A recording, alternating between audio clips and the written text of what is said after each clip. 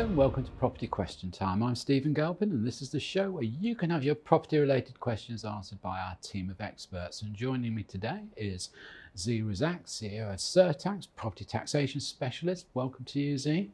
Thank you for having us, Stephen. And Jermyn, first time on Property Question Time. Yes, it is. Thank you. Good to see you. Welcome. Carly is CEO and solicitor at Woodstock Legal Services, residential tenant and law specialist. So there we are. Okay, now what we're going to do, we're going to start off with you, Zee. With the difficulties in the current economic climate, along with higher interest rates, are the panel seeing any resistance from lenders in respect of financing either buy-to-let propositions or residential developments? If so, do the panel expect an easing of lending criteria as interest rates and hopefully inflation falls? It seems to me that these are critical factors in affecting the supply of housing both in the sale and rental markets. Now, I know you're a taxation expert and not necessarily a banking expert, but I know you've got a lot of developer clients and you must be getting the feedback off all of this. I did work in banking for a few years, so I got a little bit of knowledge on it. Yes, we are seeing a bit of issues, especially when the interest rates were rising quite rapidly and it was a bit of a shock to the economy generally. And what we're finding is that clients are requiring, or lenders are requiring from clients a lot more information.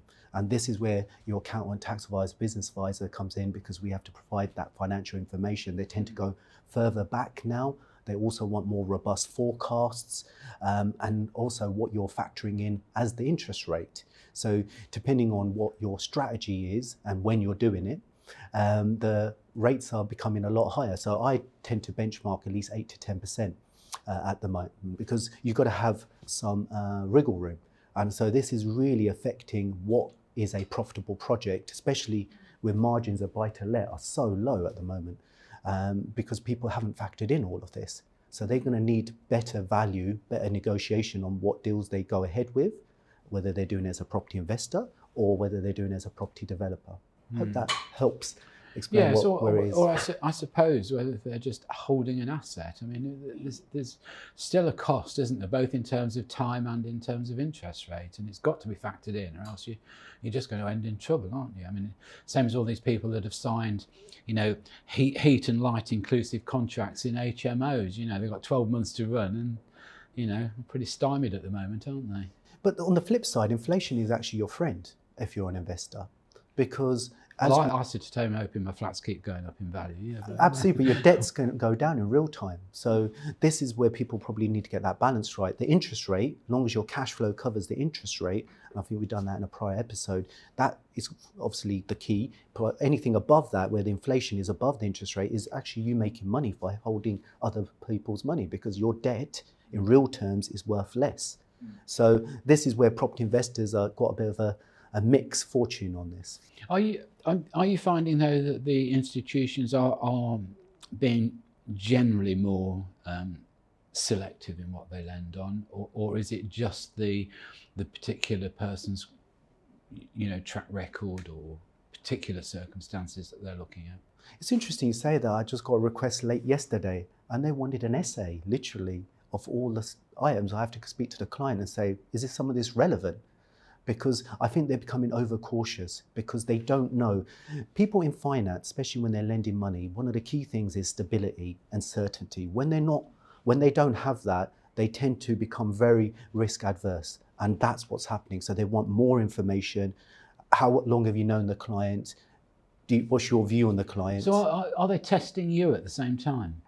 They can try, and that's what's happening. But yeah, they want to know what the relationship is. How much is the financials that you're giving? How robust are they? Well, I mean, a lender can come back at a surveyor, can't he, if he gives wrong information or makes a wrong judgment on the valuation. I mean, in some ways, I suppose you ought to be on the hook in the same way if you're vouching for somebody's financial credibility. Really good point, Stephen. Always loving getting value, Stephen, right? To something called an accountant certificate. Do you mean I'm being difficult with it? No, I love the questions because this is what it's all about. Being a chartered accountant or a tax advisor, one of the criteria is that you can do something called an accountant certificate, which validates what numbers you're putting on there. So we have to make sure the numbers that we're basing those are robust and they're based on robust information. And I think that's the key, and that's why you get a professional involved to help you get the finance. Yes, okay. You got anything to add to that, Carly? Are you finding your clients having difficulty getting money at the moment? Yeah, definitely more challenging. And like I've heard, clients say being asked a lot more questions. Yeah, so definitely a lot more challenging. Okay, Carly. In the past, if you were owed money by a house owner, it was possible to place a charge or a caution on their property to secure the debt. I understand from Land Registry that this is now a facility that's no longer easily available, and I think that might be the key word. Can the experts advise on how one can secure a creditor's position against solid assets? Yeah, I mean, if you're looking at it from an agreed loan perspective, I don't actually think it's as challenging as people think. And as long as the process has started when the loan's agreed, it can be registered and secured and will fall below in priority under any other previous lender, so mortgage, for example. I tend to deal with it more when there's been some litigation and there's a debt that's owed. And the process we need to go through is to first obtain a CCJ, and then we can apply for a charging order over the property, and then we go and get that, once it's made final, that charging order registered. But we do that quite frequently. At one time, Land Registry just used to look at it, and if it looked sort of fairly sensible, they'd allow the charge, wouldn't they? And you just have the opportunity as the house owner to come back and challenge it if you so wish. Yeah. I think that was the original process, wasn't it? Yeah, and there still is, you go for an interim charging order, they can challenge it at that point, and then it's made final. But we tend to get most of them made final. By that time, it's pretty black and white. The challenge is actually releasing those funds. So once you've got your charge, you either sit and wait until it's sold. But what if it's not sold and it sits there for a long period of time? What you're looking at then, which can be more challenging, is going for an order for sale. And there's loads of factors that a court will take into consideration then. The size of the debt compared to the amount of equity in there, whether there's children, elderly living in the property. At the end of the day, to do that, you're forcing somebody to sell their property. And if the debt's really small, they may take a view on that and decide it's not reasonable in the circumstances. So they'll consider the whole picture. So that's normally where the challenge is. Okay. Well, that seems to be a fairly balanced approach. I mean, I quite like that. I mean, I've seen in the county courts in particular, who I personally think are the wrong people to be adjudicating on housing and property matters. I think there ought to be really a specialist court in a way, because it's so difficult now. Yeah. And we've got the advent of no-fault evictions coming up. With the greatest respect to county court judges, I'm not sure that they're that qualified it's really difficult to adjudicate. Yeah. Would you agree? Yeah, I completely agree. And I think it's a complex area of law. When I first started as a litigator, I used to do a bit of residential landlord and tenant law evictions on the side. It was easy, Now it's incredibly complex. You need to be specialist, and we've got reforms coming in. It's going to be even more challenging. There'll be most evictions with Section 21 they'll need to be before a judge. And no, we don't have specialist housing judges. And 1 minute you're sat listening to a family case, and then the next minute it's housing. That's difficult. We've moved away from lawyers and judges being a jack of all trades. So yes. It's a real challenge, I think. But any kind of legislation is a bit difficult when I think we're on our 14th housing minister in 10 years. I think. Yeah, we are. It's crazy. Revolving door, I think. So yeah, it's be interesting to see what happens with the reforms. They're no doubt coming. But it'll be interesting to see how quickly that moves. I think it's very difficult, is it not, for especially for the small buy-to-let investor that's perhaps bought 2 or 3 buy-to-lets. I know you're not allowed to have a buy-to-let in a pension, but there's nothing to stop you having a buy-to-let being your pension, is there? There's nothing to stop you it being a de facto pension, and you've got all these new regulations coming in that you need absolute legal advice on everything, don't you now? I mean, it's just... Yeah, it's, and for a long time it's become more and more regulated, and they're pushing for a more professional landlord, which they've been doing for a long time. So I think for your one-off accidental landlords, it's really tough. I still think it's a great market for those that, are serious about it and are probably doing it in higher volumes. And we are seeing that trend. I think, I've had my own property as an investor myself since I was about I'm trying to think now, 22, 23. So, but, you know, it's challenging, and to run that along, you know, to deal with that alongside a business, you know, is really difficult. So, you know, even though that's my specialism, it's the amount of time and attention and focus it needs to run that successfully, to have a successful portfolio. So that's why it's economies of scale, isn't it? And it's, you know, gearing all your attention towards that portfolio. So you can see why people are tending to go for the bigger numbers. Yeah.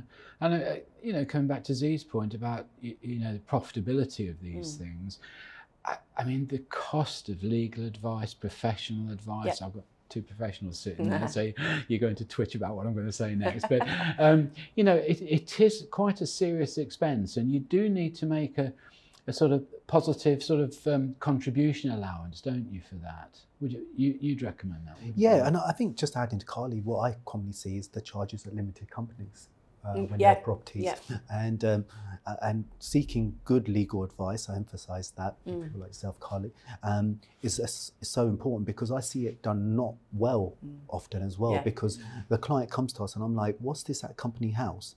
I had one recently, which they didn't even go through the lending, but there's a charge on the company. Okay, and I'm just like, are you aware there's a charge at company house? And I'm like, so when you said that they're becoming a bit tighter, I've not seen this. I've seen them actually, they just take it on face value. How do you go on, Carly, when you've got all this data protection stuff? So when the lender starts feeding out information about the loan to land registry and you know, every man and his brother to try and secure it, is that not contrary to? No, it's fine. No. Yeah. So how do they? Data protection's like my nemesis. It's you know, and you think it wasn't ever designed for, you know, it was designed for, you know, big organisations, and we're having to grapple with it constantly. It's a real headache, and actually, you know, it shouldn't be getting in the way of, you know, necessary transactions. No, it shouldn't. No. It probably does. Yeah. Now I can always remember a High Court judge saying to me about in court, he said, if somebody comes in and starts arguing about it's affecting their human rights, he said just look them in the eye and ask them which particular one. Yeah.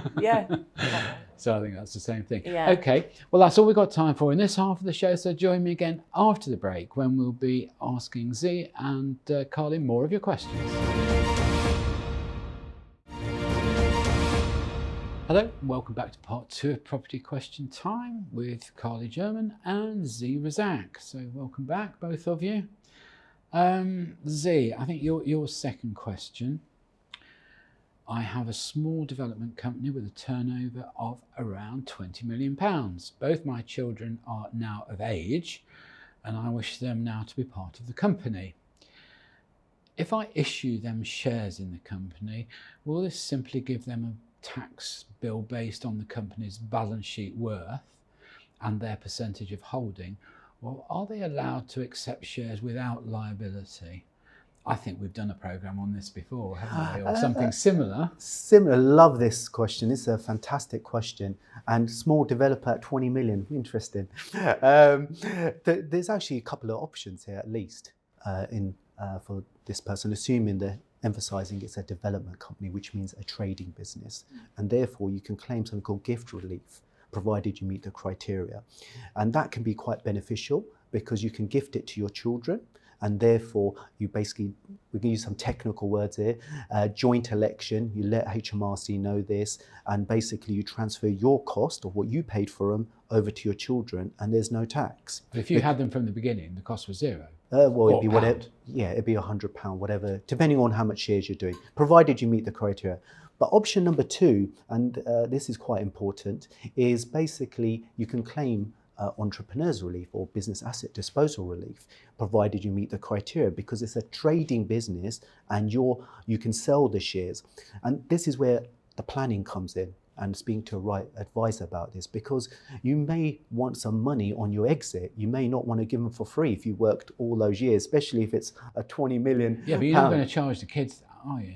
You can do, and that's what a lot of people do, to be honest. They sell the shares to their children and they break it up in portions, because therefore you can claim allowances. Is this what our unmentionable party chairman was doing?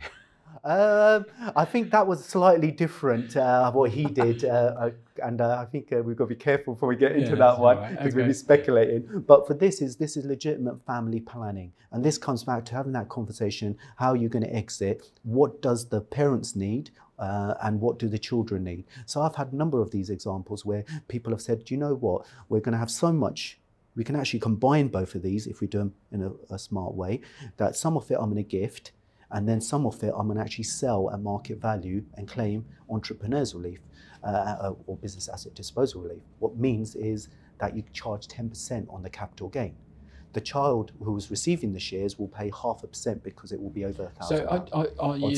So are you in essence suggesting that then that money could just be taken out of the company? So it's not the company that's going to benefit from passing or subselling its shares? The way you do it, there's two ways of doing that. One is the actual individual buys it, but a common way is the company buys back the shares.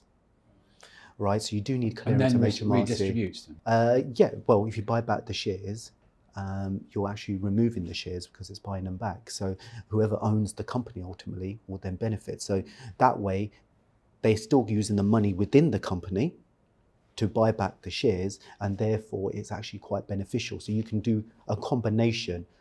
Some of them you gift, and some of them you claim entrepreneurs relief up to the relevant thresholds. And this is really tax efficient. If you think about capital gains tax, where it's at on shares, you're likely to be paying on that kind of size company 20%. If you claim entrepreneurs relief, it's 10%. That's massive. Now, look, Zee, clever as you are with all these tax ideas, we're not quite answering the question, are we? Which is, can he give these to his kids without them incurring a liability? I told you there's two options. One, gift relief. But that does incur a cost, doesn't it? The gift relief, there is no tax. That was my first option. Oh, right, okay. Right, so you gift it, do a joint election. Stephen, go listen to my answer. I've got to be probably more clearer. You can pass it from the parent to the child, right, and do a joint election, but you're gifting the shares to them. But let's say he's got 20 million turnover. Let's just say, for argument's sake, the balance sheet worth of the company is 20 million, and he gives the child 10%. Is he not gifting £2 million to the child? No, because he's doing an election to say that his base cost of what he paid, he's giving that to the child, so and the child is signing that I'm agreeing this, because the reason being is, if the child then sells it in the future, they won't have a base cost of 2 million. They will have a base cost of whatever the parent had at the start. That's the point of doing a joint election. Right? And that's what we call gift relief. But is there no downside to that? The downside is that the parent gets zero because they're gifting it. Yeah. So, but if they want to make some money on the exit, they go down option number two. That's the difference. Yeah, and that's where you want to make sure. And the benefit to the child is obviously that the base cost, if they do buy it, or depending which way they go. Will be the cost of issuance, won't it?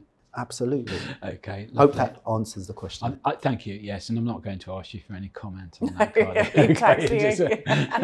No, I think we get it. Okay, Carly. Given that the basic purpose of land registry hasn't changed over the years, could it be time for repurposing? Solicitors often need to prepare reports on title, and it occurs to me that the land registry could be used as a one-stop shop for collating all the relevant information like flood reports, assessments, registration of contaminated land, planning issues, and all the issues that one would need to report on. This would, in my view, save much conveyancing time and indeed cost. What do you think to that? Oh, don't agree, I'm afraid. Nice idea. Wouldn't it be lovely to have a one-stop shop? In theory, that would make it a lot easier for a conveyance. You had one place to go to gather all of the information you needed to be able to report on that title. But unfortunately, land registry are, under-resourced, underfunded, and still dealing with a bit of a post-pandemic hangover. You're looking at simple title registrations can be up to 2 years. And if you're expecting them to then add to their service when they're not actually performing on the one they're currently dealing with, I just can't see it working. You think you've got to look at training staff, systems and processes, gathering all of that data.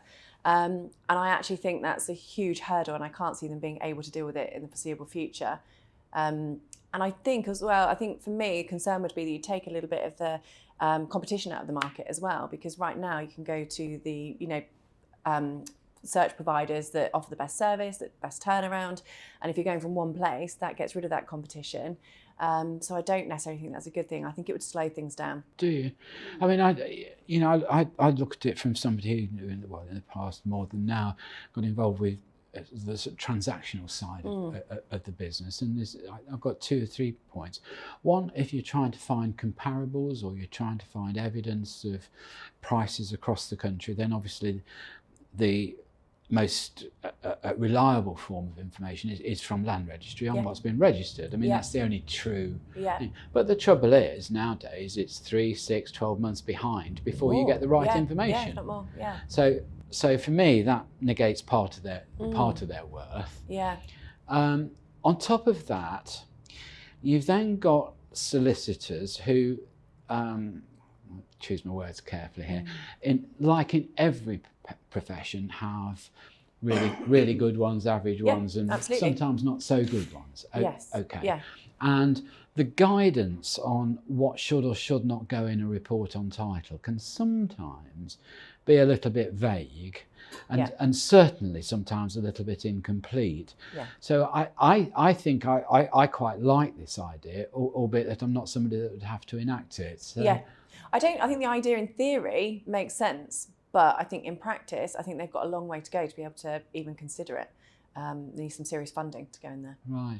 Okay. Well, just as a sort of short follow-on from that, what do you think could improve conveyancing speed at the moment? I think solicitors have driven down their own fees for a very long time, which is ironic that I would say that, but and I think they've had to go for the high volume, stack them high, and price them cheaper, and I think that's caused them to, when you're working in such high volumes, it's a high risk area, it means that there's a tendency, and I think perhaps new generation of lawyers coming through being incredibly risk adverse, asking too many questions that don't make commercial sense on certain transactions.